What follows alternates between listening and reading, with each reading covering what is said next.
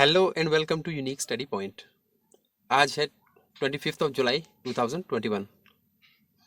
25 जुलाई से related current affairs के जितने भी इंपॉर्टेंट क्वेश्चन बनते हैं वो सारे के सारे हम इस वीडियो में डिस्कस करने की कोशिश करेंगे। तो चलिए आइए शुरुआत करते हैं पहले क्वेश्चन से। पहला क्वेश्चन क्या है? The report on renewables integration in India 2021 was jointly launched bye. Question क्या है फिर से सुन लीजिए। The report on Renewables Integration in India 2021 was jointly launched by। पहला ऑप्शन है NITI Aayog and World Bank, B है World Bank ministry of new and renewable energy, C option है NITI Aayog and IEA, D option है IMF and ministry of new and renewable energy. इसका right answer क्या है? A B C D, कौन सा right answer है? सी, नीति आयोग और आईईए। चलिए डिस्क्रिप्शन में थोड़ा देख लेते हैं। A report on renewables integration in India 2021 was jointly launched by NITI Aayog and IEA. IEA की फुल फॉर्म क्या है? International Energy Agency. कब लॉन्च किया गया? 22 जुलाई 2021। चलिए नेक्स्ट क्वेश्चन देखते हैं। नेक्स्ट क्वेश्चन क्या है? नेक्स्ट क्वेश्चन है which of the following is correct about InSight mission. किसके अबाउट? InSight mission. पहली स्टेटमेंट क्या है? It has been designed to explore the Martian interior. Second statement है it is the joint project of NASA and EU, European Union space agency. First option है option A only one, B only two, C both one and two, D none of the above. इसका right answer है only one. It has designed to explore the Martian interior. Second statement क्यों wrong है? Second statement देखते हैं description box में। The InSight mission is led by NASA's jet propulsion lab. यहाँ पे क्या दिया हुआ था? European Union, NASA and European Union space agency. मगर इसका राइट स्टेटमेंट है the InSight mission is led by NASA's jet propulsion laboratory. चलिए नेक्स्ट क्वेश्चन देखते हैं। नेक्स्ट क्वेश्चन है consider the following statements regarding the national leprosy eradication programme. पहली statement क्या है?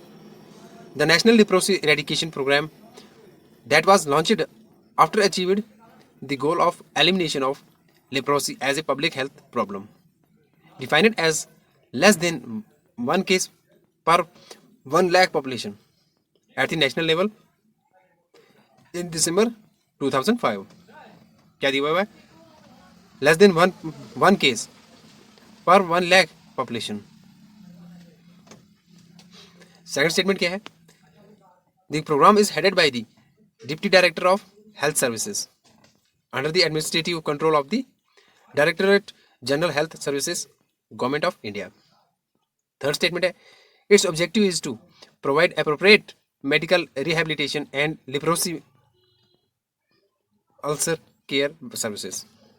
ऑप्शंस क्या क्या? ऑप्शंस देखते हैं। A only 1 and 2, B only 1 and 3, C only 2 and 3, D all of the above. कौन कौन सी स्टेटमेंट करेक्ट है? इसकी स्टेटमेंट करेक्ट है ओनली 2 and 3। पहली स्टेटमेंट क्यों गलत है? डिस्क्रिप्शन देखते हैं। The national leprosy eradication programme that was launched after achieved the goal of elimination of leprosy as a public health programme. ठीक है, यहाँ तक ठीक है। Defined as less than 1 case per 10,000 population, not 1 lakh population, per 10,000 population at the national level in December 2005। बाकी सही है statement.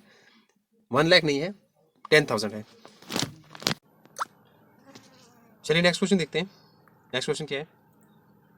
Consider the following statements regarding the national programme on anti microbial resistance. कौन सा programme? National programme on anti microbial resistance. पहली statement क्या है? National programme on antimicrobial resistance containment was launched during 12th FYP in 2012 to 2017. Second statement, under this program, AMR surveillance network has been strengthened by establishing labs in Central Medical College. Options क्या क्या हैं? Only one, B only two, C both one and two, D none of the above. इसका right answer है only one. Second statement क्यों wrong है देख लेते हैं. Under this programme AMR surveillance network has been strengthened by establishing labs in state medical college. यहाँ क्या दिया हुआ है? Central medical college, not central medical college, in state medical college. चलिए नेक्स्ट क्वेश्चन देखते हैं.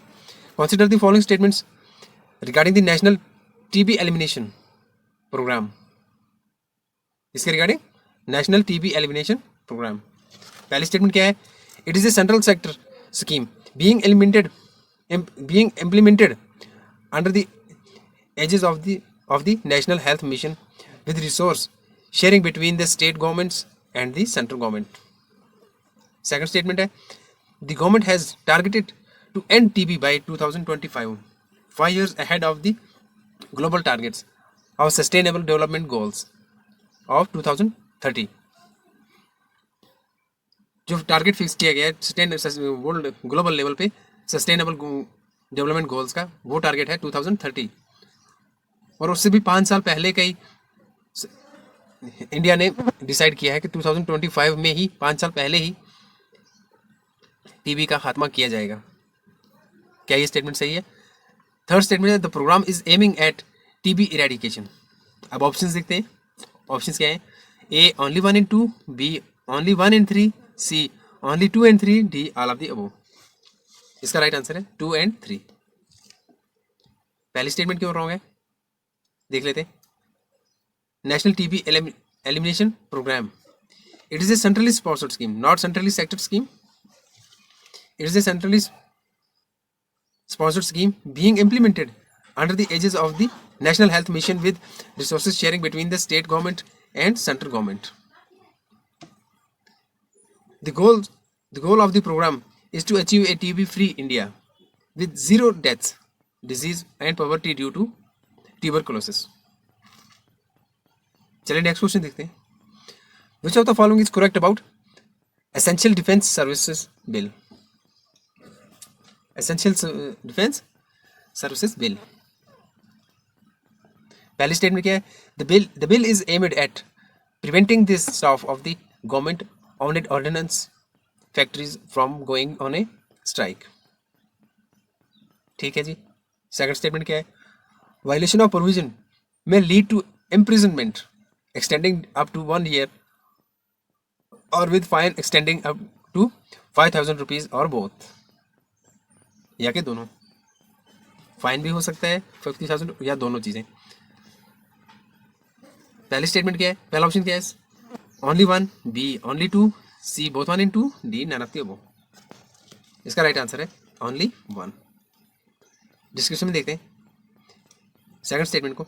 Violation of provision may lead to imprisonment extending up to 1 year with fine extending to 5,000 rupees or both.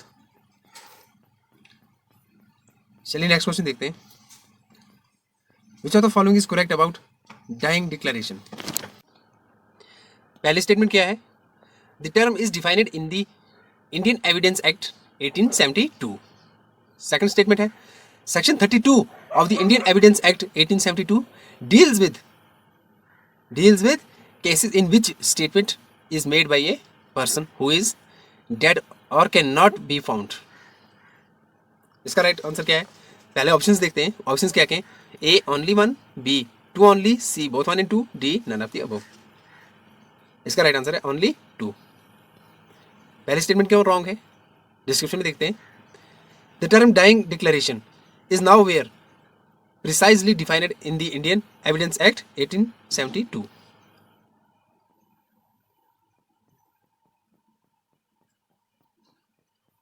The term dying declaration is now where precisely defined. इसलिए पहली statement wrong हो जाती है और इसका right answer है B only 2. जहाँ से वीडियो को समझ नहीं आती थोड़ा वीडियो को पॉज करके डिस्क्रिप्शन में देख लीजिए इसकी क्या स्टेटमेंट बनती है। जैसे यहाँ पे अबाउट डाइंग डिक्लेरेशन की बात कर रहे हैं तो सीधा डिस्क्रिप्शन में देख लीजिए कि इसके रिलेटेड कौन कौन सी स्टेटमेंट सही है। अगर कोई स्टेटमेंट रॉन्ग है तो क्यों रॉन्ग है। चलिए नेक्स्ट क्वेश्चन देखते हैं। नेक्स्ट क्वेश्चन है which of the following is correct about gharial. पहली स्टेटमेंट है IUCN classifies the species as critically endangered. इस पे पहले भी क्वेश्चन आ चुका है। Second statement they are found in India, Pakistan and Nepal. Third statement है Gandak river hosts largest population in India. क्या ये सही है? ऑप्शन क्या है? 1 and 2 only, B 2 and 3 only, C 1 only, D all of the above. इसका राइट आंसर है question number 8 discuss कर रहे हैं हम।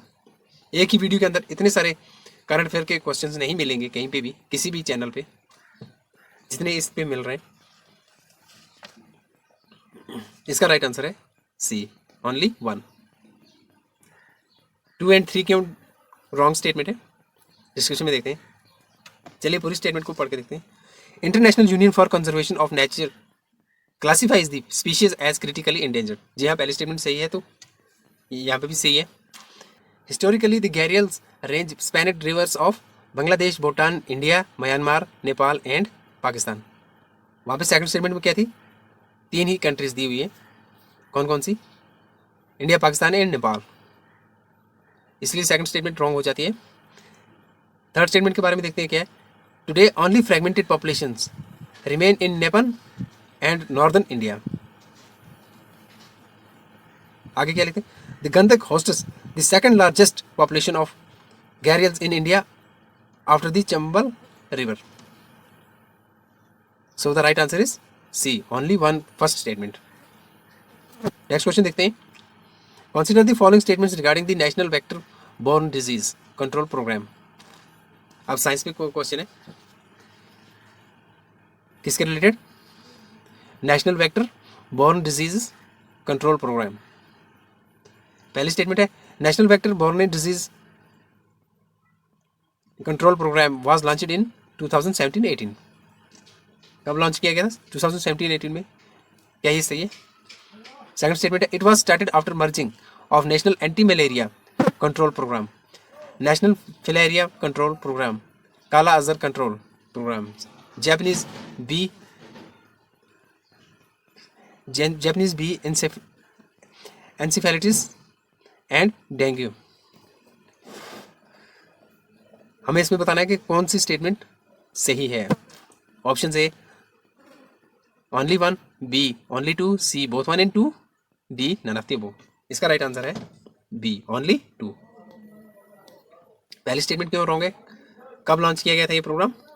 डिस्क्रिप्शन में देखते हैं। किसके related? National vector borne disease control programme. इसकी बात कर रहे हैं हम, national vector borne disease control programme. It was launched in 2003-4 by merging national anti malaria control programme. कब लॉन्च किया गया था? 2003 and 4। यहाँ पे क्या दिया हुआ है? 2017-18। 2017-18, इसलिए ये क्वेश्चन की पहली स्टेटमेंट ये रॉन्ग हो जाती है। So the right answer is B only second statement. चलिए नेक्स्ट क्वेश्चन देखते हैं। The percentage of persons unemployed among the persons in the labour force is called as. क्या कहते हैं इसको? A labour force participation rate, B worker population ratio, C unemployment rate, D employment rate. क्या कहते हैं इसे? कौन सा ऑप्शन सही है? C unemployment rate. So guys आज की वीडियो में बस इतना ही। मिलते हैं नेक्स्ट वीडियो में, तब तक के लिए गुड बाय, टेक केयर।